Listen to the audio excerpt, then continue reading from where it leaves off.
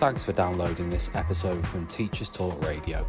You can find the full schedule and listen back to all our shows at ttradio.org. Enjoy the podcast.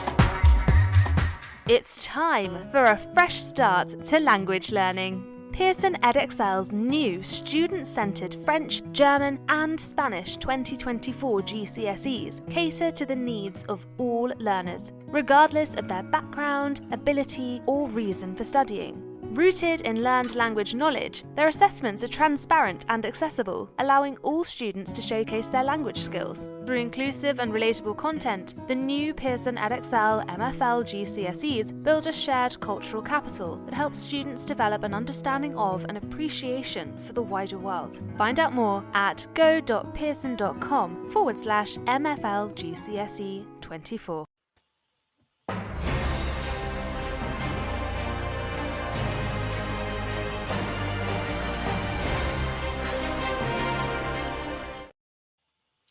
Good morning and welcome to the weekly review here on Teachers Talk Radio. Today we're joined by Shanique, John and Leanne, and a little bit further on in the show we're going to be joined by Loic Menzies to talk about a new report from the IPPR. Now, it is the middle of the summer holidays, but the school news keeps on coming, and our first story of the week, we're going to be talking about persistent absence. Now, a Schools Week article from government data shows an alarming absence rates are not improving post-COVID. We've got reports here of 1 in 5 pupils persistently absent. This is all with a backdrop of the government setting up attendance hubs, attendance advisors. Gillian Keegan saying being in school is quite simply the most important thing for children's education. Well, things aren't working by the look of the data. Shanique, we're going to come to you first. Are you worried about attendance rates in schools at the moment? I am, but I feel like this has been a long time coming. This has been going on for a little while now. I think there's actually like so many societal reasons for this. I think there's like poor support for children with mental health issues. I think there's been poor support for SEN children. You know, we've got CAMS with a long list. We've got children with caring responsibilities. Long COVID has been quite a big thing, actually. I also wonder how many of those children with persistent absences are like young carers. What percentage is SEN where provisions can't be met due to education cuts. I'm a governor in a school, and actually I know that they've been really trying with attendance, really been trying to push attendance. But you have a lot of families who go back to the country that they're from for healthcare because they're on a waiting list for so long here. So there's so many different reasons why there is a gap or there's persistent absences. It is quite worrying, but I can see so many schools are trying their best. They're doing everything that they can with the resources they can at the moment. Yeah. And I want to go to John next. We've heard often in the past about this, returning to normal, getting back to pre-COVID times. Is this just a part of the new normal in education? Has something got to change, or is absence always going to be up now, do you think? Well, I see what you're referring to there, the kind of idea that the new normal is a bit like working from home. We discovered how nice it was to work from home so late. So kids have logically thought the same thing, and maybe something in that they're seeing more parents at home and so on. All of those things that Shanique just identified, I think you're right. The bigger picture of from mental health to societal pressures and so on are part of what's going on right now. But the normal, return to normal, we hear a lot of that lecture lately. Let's return to normal. Exams are normal this year again and so on. The new normal, or rather the normal wasn't good. As a society, we're not good at dealing with kids, with people generally, who don't fit in. There's that 30% of students or so who don't do well at school. And yet that's just casualties. They are collateral damage to our education system. And there's that group of students who don't like school. And there's a significant number. I mean, there's the ones who loved school and the ones who, they got through, and the ones who don't like school. Too many students loathe school, and don't blame the parents, don't blame the schools. There's something very fundamental wrong in the state of our society if that many kids don't like school. And you can see there we've got some tweets coming in already, some messages. Charlotte Davies, every child that I see with attendance issues has problems with poor development in motor skills, sound processing, and visual processing. We simply do not check or support child development. Now, Leanne, as I come to you, it's a really complicated thing. We talk about attendance as if it's simple, just getting them through the door. But this can be a really complicated issue in improving attendance for schools. Yeah, I think a lot of it I find comes down to actually like teacher CPD and are we skilled enough? We're not psychologists. I know for myself and even my assistant, like the many hats that we put on throughout the day. We're not just teachers, we teach, we're therapists, we're occupational therapists throughout the day. We do fine motor throughout the day. So I kind of feel like following on from the tweet that we've just had, I do think teachers and school staff need more like almost like psychological CPD, because times have changed, parenting has changed, whether it's for the better or for the worse with children, I don't know. But I think the many factors come down to maybe like a change in brain and mindset. And I just feel like we don't have the strong enough skill sets to deal with that within a classroom, or do we have even the staffing to deal with that within a school? And that does wonderfully lead us on to our next segment, Leanne. So thank you for the segue, where we are going to be talking slightly about what the differences in schools and the future of schooling. But before we do, I just want to give a shout out to Pearson EdXL, who help us here at Teachers Talk Radio. Pearson EdXL's new student-centered French, German and Spanish 2024 GCSEs cater for the needs of all learners, regardless of their backgrounds, ability or reason for studying. It's rooted in language, knowledge, and their assessments are transparent, accessible, allowing students to showcase their language skills through an inclusive and relatable content. New Pearson MFL GCSEs build a shared cultural capital that helps students develop an understanding and appreciation of the wider world. Now, if you want to find out more about that, you can check them out at go.pearson.com/MFL. And it is time, as I say, for our next story.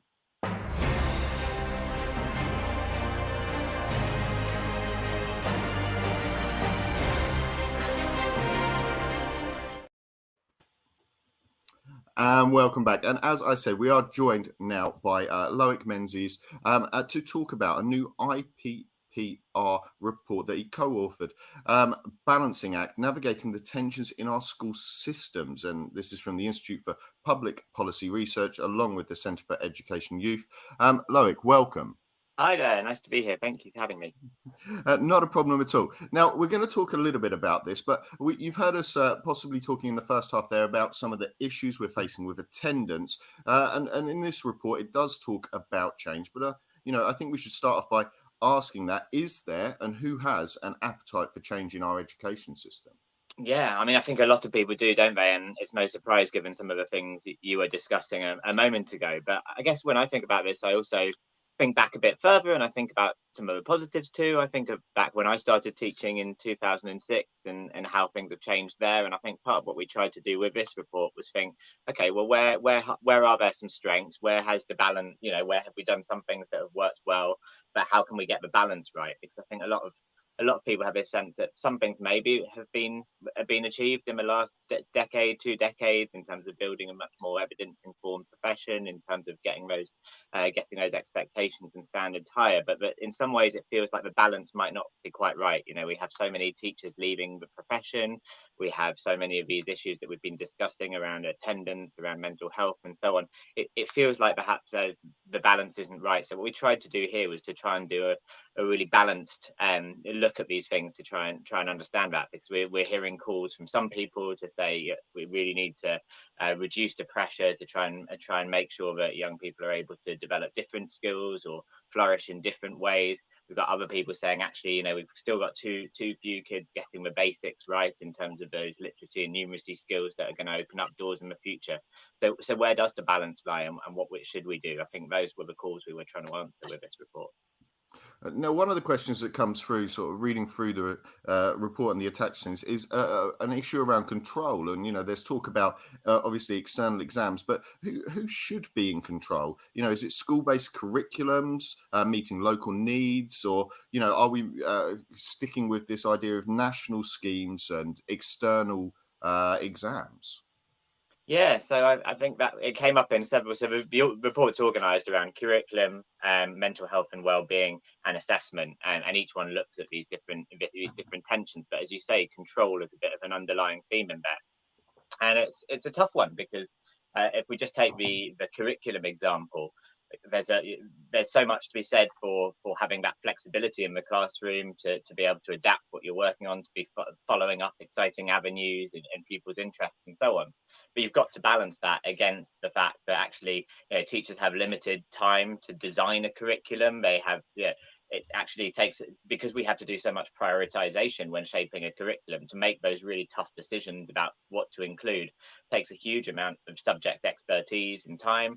And then we want something that's coherent, that builds up from school to school and across different year groups and across different subjects, and that coheres with the assessment system and that coheres with the resources we've got available and so on. And those things actually mean that you do need to have a certain amount of central control. And I'm a bit concerned about the fact that we have a national curriculum, but it's not all schools have to teach it. Actually, I think we should have a national curriculum because I want all kids to have an entitlement to the stuff that's going to open doors up to them in the future. So that is a tension. And so what we try to talk about in the report is how can we just adjust the dial on that to make sure that there is some space for flexibility, but at the same time that we are quite clear about the fact that there should be a national curriculum. Those decisions should be made by subject experts who've got the time to think about what should be learned, what are the most important things to learn, and how should those things be sequenced. So yeah, another one of those balancing acts that comes out all the way through. So not necessarily a swing towards the Welsh model where schools are defining their own individual curriculums at a school-based level then? Well, I think there's this quite useful thing that Tim Oates talks about in terms of content versus context. So he talks about the fact that a national curriculum might well specify what content you should learn about. So maybe that's, let's say in geography, you're learning about different waterways, which might include canals and rivers and lakes or whatever. But that in your local context, you might make decisions to apply that in your particular context. What is the geography around you and how are you going to learn about those things in your local context, which is what you do as a teacher, isn't it? So that actually is an example of how you can have that flexibility balanced with some kind of core expectations that everyone should have this entitlement to learn about some of these really powerful ideas. And so moving on to another aspect of that, about meeting the local needs then of the people, is a question around the purpose of education and whether it's changed and what it encompasses. When we've heard about already, when we're talking about attendance, about mental health and some of the support things that need to be used. Has the purpose and the outcomes of education changed? Do we need to adjust to meet those needs? I think it's always changing, and you can look back.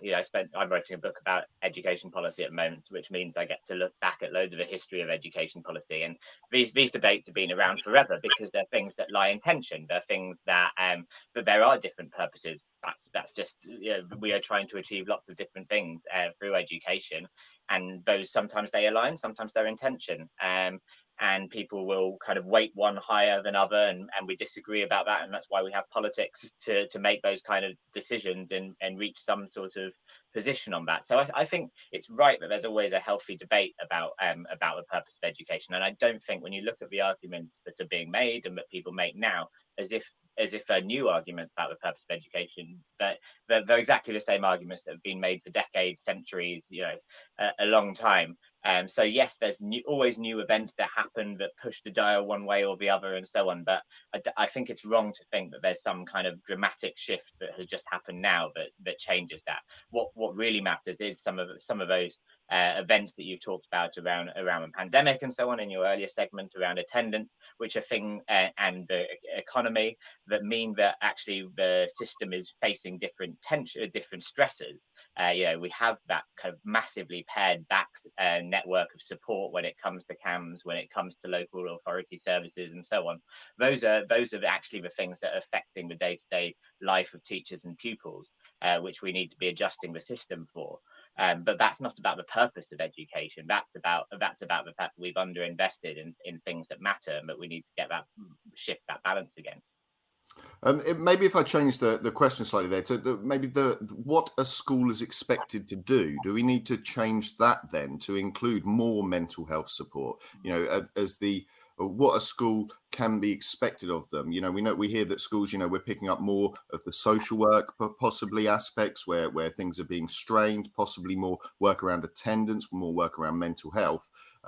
Do we need to, as Leanne suggested, see more support for teachers and school-based staff and funding then to meet these changing needs? Yeah, so the third section of the report, part 3, is all about mental health and well-being, and there we talk about what is the role of schools here, and what can they do, and what needs to happen. And my view here is that we should distinguish between the teacher and the school. So for me, a school is an incredible asset to a community. It's universal. We have them in every community. Almost everyone goes to them. So we should be making the most of that. They should be hubs for support for an entire community, for young people. They should provide a doorway into the specialist services that young people need. I don't think that necessarily means it's teachers who have to be doing that. Well, I don't think it should be, because I think teachers have got enough on their plate. So yes, teachers inevitably have to respond to what happens in their classroom, and therefore they need the support to do that. But we shouldn't be trying to train them up to be specialists. We should be in mental health or in social work and so on. But, it's hard enough to train people up to be amazing teachers delivering incredible lessons, let alone doing all of those things on the side. But that doesn't mean that we shouldn't be revisiting the vision there was behind extended schools, behind some of the US models of those things. These should be assets. I think that actually when you look at what's going on with mental health and well-being amongst young people, we see evidence that childhood just isn't good enough. We're not giving young people a good enough deal when it comes to childhood, and that's not just about changing what happens in lessons. Actually, most kids really enjoy lessons, and what we should be doing is making sure we're giving them access to a really enriching childhood, but we're making sure they're growing up in really strong communities with really resilient, happy families who've got the access to the basics that they need. And those are all things that schools can help to do by acting as those hubs. But let's not expect teachers to do everything. I want to throw to John quickly as our most experienced panelist, shall I term it? And we've talked a little bit possibly about how sometimes education can swing back and forth. Does this sound like to you like the normal ebbs and flows and swinging back and forth, or a movement towards something new in education? I think it's both of those things. I think that you can't have a career in teaching as I had and not see the ebbs and flows, not see progressive, traditional arguments move backwards and forwards, the dial swing backwards and forwards and so on. Something, though, has happened lately. And I think and when I say lately, I mean the last couple of decades, there has been a move towards things in education that I think we need to worry about. And I think we do need to worry about this pursuit of rigor, the pursuit of schools as places of pressure for staff and pressure for students. I think that is relatively new. And some of the emphasis, and I absolutely agree with Loic's view there, that childhood is something we did sometimes lose sight of in the pursuit of rigor and learning. I remember during a snow day a few years ago, the lovely snow days. Snow days are great. Teachers love snow days. And there was a snow day. Lots of schools were closed in the country. And I saw a head teacher interviewed on the telly. And he said, he said, as soon as possible, I think we should have closed the schools too early. We need them in there learning. I thought, no, we don't. We need them outside building snowmen. That is part of childhood as much as anything else. And it's a holistic picture of childhood. It's very important. I think this report says lots of useful things about that. But I think it's a necessary antidote to something unpleasant that's been happening the last couple of decades. Thank you.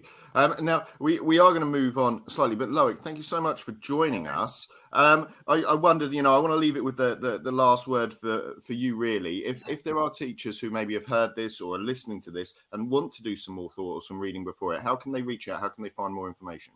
Yeah, so the report's been published by the Institute for Public Policy Research with the Centre for Education and Youth, and it's hopefully quite readable. And I think one of the things we've tried to do with it is to be really honest about the fact that these are difficult questions, and that actually, even if you think you really know what you think about this, I've been working in education research for over a decade. I've been teacher and youth worker before that, and I thought I knew what I thought about many of these things, and yet doing the research and really digging into it made me really challenge and rethink some of my views, because these are tough questions. So I really recommend that people do take a read of the report with a really open mind and say to yourself, actually try and find something that you change your mind about when you read this. because actually there's a reason people have been debating this stuff for so long. It's because there are really strong arguments on both sides. So have a read and rethink some of your opinions, because it will make you a more engaged, more thoughtful practitioner, and it's interesting stuff. So yeah, it certainly was. Yeah, I enjoyed reading it myself, and yeah, it is easy to read. I definitely, I would recommend people go out and find it and have a read through, because as you say, difficult but really interesting things to think about. So we have a message on Twitter. Let me know what you think. I'd love to. Yeah, I'm happy to carry on the conversation on Twitter. So yeah. Fantastic stuff. Thank you. And on to our next story.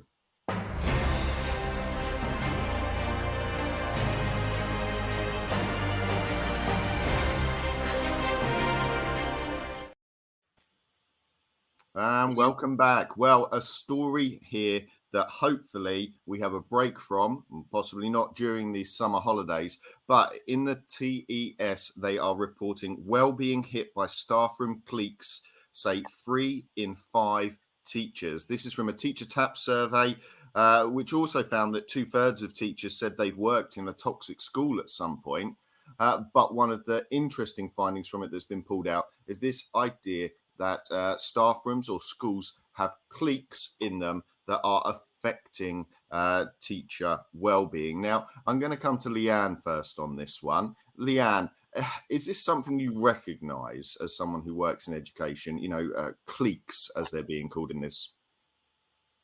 I don't know that I've seen cliques, but I definitely think you probably get groups of teachers or anyone in the staff room that maybe sit together or lunch together. And I think schools, especially primary, are very community based, right? So I think a lot of the time you get a lot of teachers from within the community that work in the same school. So possibly sometimes it comes from that aspect. I think about it sometimes. I think some of the things that you get coming out of staff rooms almost sound a bit like things you get coming out of the playground. And I do think sometimes as teachers and adults, we should maybe take a step back and look at the situations and wonder why we're dealing with things in the staff room that we manage with children in the playground. Now I'm going to come to Shanique next. Shanique, you strike me, you were in the cool gang, of course, in your staff room, hanging around the coffee maker, having in jokes. Is this something that you think happens? Is there a possibility that people are ostracized in their own staff rooms? Yeah. Do you know what? I can see both sides, because I remember in my first year of teaching, I was like, well, I've got loads to focus on. I'm not going to go in the staff room. They're just, talking to each other, gossiping. I'm not going to be involved. But then I realized that actually being part of the staff room and being part of that clique is it's actually like being a part of the community in a way where actually, I'd found that actually the more I hung out with everyone, the more, I knew what was going on. There'll be things I forget and we'd have a discussion about it. They'd save seats, we'd find out things. But I also realized it was a place where you could complain.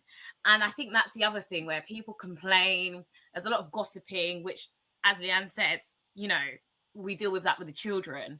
But I also feel like, and I know it says that, more teachers are talking about, these toxic environments. And actually, and I think it says it's due to school leadership. Well, actually having that opportunity where you talk to each other and realize I'm not on my own. At the moment, I know so many people have signed off with mental health. Over the last year, I was signed off with mental health. So, just having people in the school who know what you're going through, that's great. But then it can become quite gossipy. And I think that's the other aspect of it, where I don't know, you should have that community hub, but actually, if people don't feel like they're able to sit in the staff room and be part of the group, then what are we doing? That's the other thing. Now I'm going to come to John next, because this strikes me, or this stereotype, maybe this pastiche of a staff room and how it works is something that I recognise as always being there in TV shows, in jokes, in media. This idea that the fact that it is affecting people's well-being, though, is a new thing for me. Is this how staff rooms have always been? Should we be worried about how this is affecting our staff? Yeah, I think we should be, and I think there is something new. Again, I'm going to sound like I always say this: something new and something old about this. There is the or the fact that schools are organizations of people and they will form into groups, and there will be within that certain cultural differences between those teachers that think they teach more academic subjects and those teachers they teach more active subjects, and so on. Who knows? Those things are almost certainly going to happen. But something, again, I'm going to harp back to the point I made earlier, something in schools that harms teachers. And if teachers don't enjoy school, you can't expect students to. It has to be a place that's happy. It has to be a place that's enjoyable. And what's happening in schools is increasingly, I think, toxic cultures, microaggressions, passive aggression that can be done through things like sending out emails that say things like polite reminder. I mean, you think it's a trivial thing. Polite reminder means there was an impolite version of this that you decided not to send, or things like sending an email out to remind you something you haven't done that then is copied to people in senior positions. Little things. Well, they become part of the culture of accountability and new managerialism, which is harmful to the health of teachers and harmful to the general feeling that we are colleagues and we should be having fun. It's great teaching, it's really great, but it often isn't, and that's a real shame. And I that is something that I recognise myself. I've heard the phrase, and I'll put this out there. When you talk about collegiate support, people suggesting things like we should send you should send an email so that you've got evidence you did something in case anyone asks, and that to me strikes as well. I'd rather make sure the thing was done. There is a lack of support around that, and as workload increases, and as Shanique sort of mentioned there. Are we, even past our first years, shrinking into our classrooms, particularly in primary school? Are we losing some of that? We lost it in COVID when we shut our staff rooms, and we stopped going to the staff room. Are we shrinking and isolating ourselves into our classrooms and losing some of that collegiate support? I want to go to Leanne on that one. I think I want to follow on from Shanique because I think the staff room is so important in teaching that you can go and release almost at lunchtime. But I know from when I taught in the older year groups in primary school, I would spend half my lunchtime marking, because if you don't, you end up staying after school. So it's like work-life balance, but it's also like life balance. Do I want to take a lunch break for an hour, or do I want to mark for half an hour and have a lunch break for half an hour, but then I have to set up for the afternoon? It's like a toss-up in your own head of what life balance do you actually want. So that comes into it, I think, as well, with work-life balance. Yeah, I guess there is a question there of, do you need friends at work, or where is that balance of, do you need to be best friends and chums and going out at the weekend, or does it just need to be support and well-being and not ostracized? Shanique, is there a way forward from this? If you were looking at this and reflecting on, either your own practice or practice from other schools, and saying, okay, well, clearly this is causing issues for some people, and we're not just saying it upset. We're talking about mental health here and well-being, and things that we should be taking really seriously. Is there something you think that schools or staff rooms or teachers could be doing to help address this? Where do I begin? Well, clearly some people don't feel like they're welcome in their staff room, and some people don't feel like they've got the support. So I feel like overall these teachers and members of staff need to be feeling supported. Everyone should have a space where they feel like, they can release, but it shouldn't be a space where it's, adding extra pressures. There's enough pressures already in teaching. We don't need any more. So I'm really trying to have a think, because actually I can, with Leanne and John, everything they've been saying, and I've been thinking, sometimes you don't even get the chance to go into the staff room nowadays because you've got so much work to do. So actually, if you do go into the staff room, you shouldn't have to deal with this at the moment. So actually, I just feel like they should just feel supported in these schools. I don't know what the senior leadership team need to do, but they need to make sure their staff are feeling supported somehow. I'm going to come back round to John. Oh, sorry, Leanne, go on. I think teaching is a very hard profession, and people, I know we joke about it, but I think people outside of the profession don't understand it, and you need people that do the job to go through it with. Definitely. Yeah, that's a good start. Just recognise that we're all in this together, and it's really, really hard. Yeah. And comments like, well, they were all right for me, or hiding what's difficult for you, and not sharing the stresses you're going through, and not recognizing other people's stress as perfectly natural and as a side effect of a difficult, challenging job. And for managers, get out and about. Let's move around the school. Don't lock yourselves in your offices. Don't announce at meetings things that the audience listen to in meetings and mutter to themselves, so that's a load of rubbish. Find out what people actually think. And I've sat in meetings like that where happy stuff's coming from the front of the meeting for the managers, and people around you are grumbling and muttering things to themselves. There can be a disconnect in schools. So, reach out. You say, connect with your fellow human in schools, whether it's in the staff room or and I don't mind. I think be friends. Go down the pub, or not if you'd rather keep your life separate. Whatever works for you. But it's perfectly okay to be friends and friendly, and it should be a happy atmosphere. Fantastic. Well, that does bring us to the end of this week's weekly review, and there's been some big topics even in the middle of the summer holidays, and I'm sure next week's will be an even bigger show with more and more information coming out. I'd like to say a big thank you to Leanne, to Shanique, to John, and of course to Loic, who joined us in the middle of the show. If you want to catch up, you'll be able to find this here on YouTube or in its Twitter form, or X as we are now calling it, and we will see you all next week on the weekly review. Thank you. You've been listening to Teachers Talk Radio. Tune in live and listen back at ttradio.org. We look forward to hearing from you next time on Teachers Talk Radio.